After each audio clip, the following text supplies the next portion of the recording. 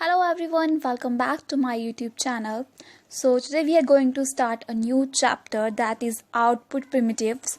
इस चैप्टर में हम बहुत सारी न्यू एल्गोरिदम्स पढ़ेंगे एंड बहुत कुछ ऐसा पढ़ेंगे जो आपने अभी के पहले एपिसोड्स में नहीं पढ़ा है.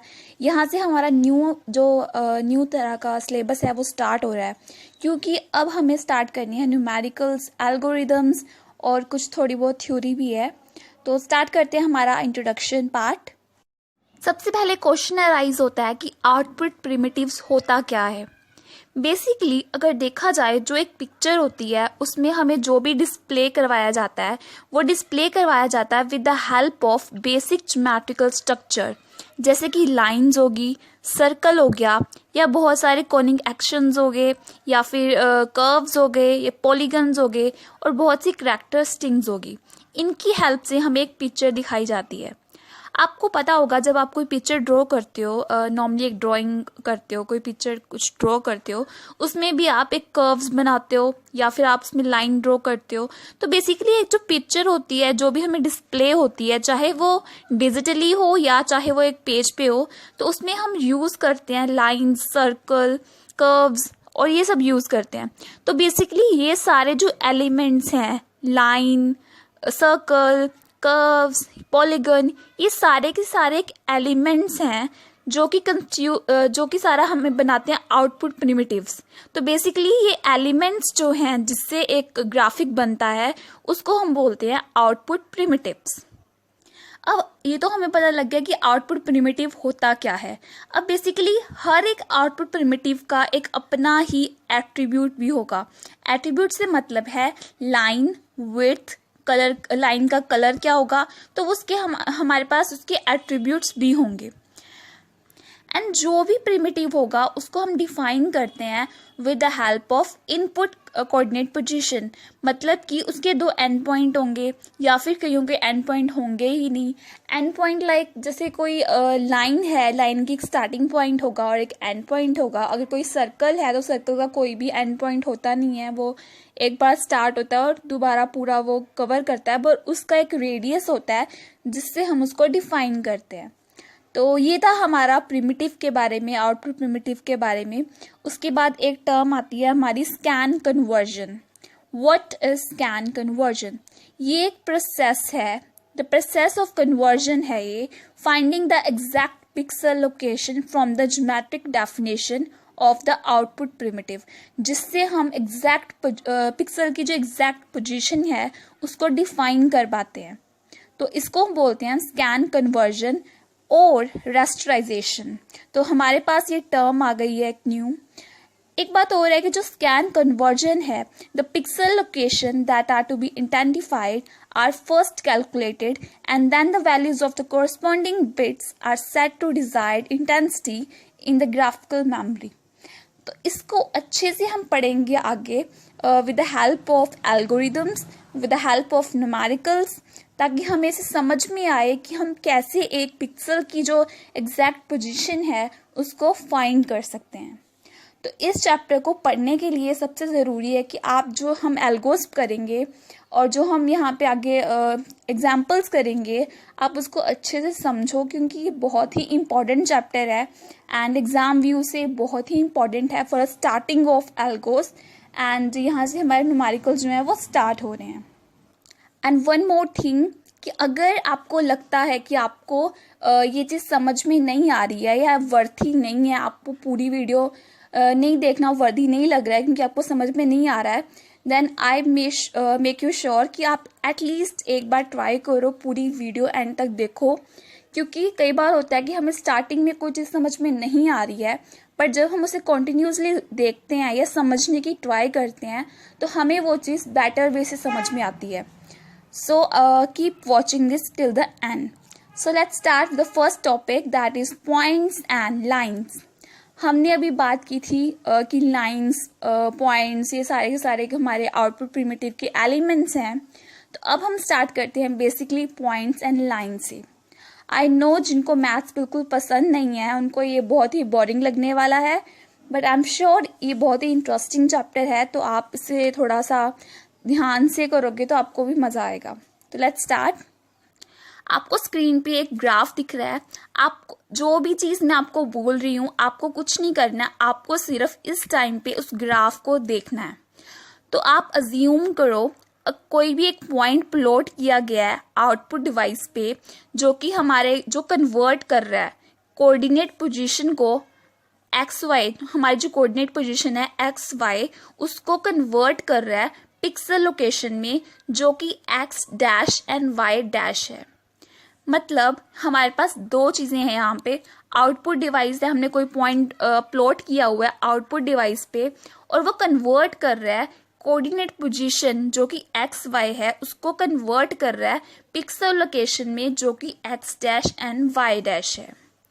उसके बाद जो हमारे कोऑर्डिनेट पोजीशन है mathematical point with the image, वो हमारी रिप्रेजेंट कर रही है रियल नंबर। मैंने आपको अभी बताया था कि जो कोऑर्डिनेट पोजीशन है वो हमारी एक्स वाई है, तो वही चीज़ यहाँ पे बोली गई है कि जो हमारी पोजीशन है कोऑर्डिनेट पोजीशन है वो रियल नंबर से रिप्रेजेंट हो रही है, that is x and y. और वहीं जो हमारी पिक्सल लोकेशन है वो हमारी रिप्रेजेंट हो रही है यूजिंग नॉन नेगेटिव इंटीजर, जो कि हमने एक्स डैश और वाई डैश से किया है। तो इसमें हमारे जो इनका इंटरसेक्शन होगा वो रो एंड कॉलम्स में बनेगा, जो कि हमें स्क्रीन पे शो हो रहा है। बेसिकली हमें स्क्रीन पे जो ग्राफ है उसमें क्या शो हो रहा है, उसमें हमारे कोऑर्डिनेट्स बने हुए हैं ए बी एंड सी, ये हमारे पिक्सल्स है। तो इसमें हमारा ए है जो, उसके पास हमारे कोऑर्डिनेट्स हैं एक्स वाई। एक्स जो है वो स्टार्टिंग में होता है, जैसे ए की वैल्यू 2 3 है, तो जो 2 है that is on x position, और जो 3 है वो हमारा पीछे वाला जो है वो है वाई पोजीशन पे। तो हमें ये ध्यान रखना है, जो हम लिखेंगे 2 3 से लिखा हुआ है तो उसमें जो 2 है वो हमारा एक्स पोजीशन है, जो पीछे बाद में 3 लिखा हुआ है वो हमारा वाई पोजीशन है। वैसे ही बी की जो है हमारे वो कोऑर्डिनेट्स हैं 4 एंड 6, सी के हमारे कोऑर्डिनेट्स हैं 5 एंड 1। तो ये था हमारा थोड़ा इस ग्राफ को थोड़ा सा एक्सप्रेस किया हुआ है कि ग्राफ में कैसे रिप्रेजेंटेशन होती है एक पिक्सल की। Therefore, in the order to represent a mathematical point x, y on the screen, जो हमारे कोऑर्डिनेट्स हैं x एंड y, उनको हम कन्वर्ट करते हैं इंटीजर को to plot corresponding pixel location, यानी कि x डैश y डैश।